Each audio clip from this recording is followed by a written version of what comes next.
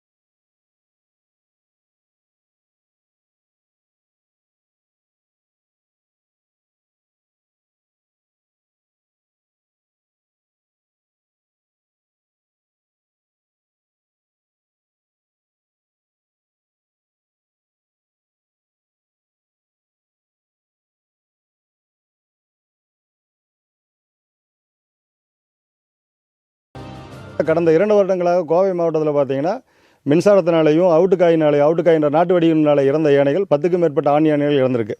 இது தந்தங்களுக்காக வேட்டையாடப்பட்டுச்சா இல்லை விபத்தினால இறந்ததாங்கிறத இந்த கேஸோடு சேர்ந்து அதையும் விசாரிக்கணும்னு எதிர்பார்க்குறோம்.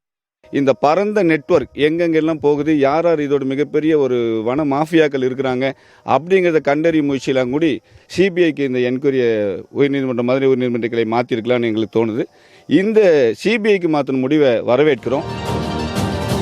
இயற்கையை பாதுகாக்கும் உயிர் சங்கிலியில் மிக முக்கிய கன்னியான யானைகள் இனியும் சுயநலத்திற்காக கொல்லப்படக்கூடாது என்பதே அனைவரது மிக முக்கிய கோரிக்கை. புதிய தலைமுறைக்காக செய்தியாளர் சரவணபாபு.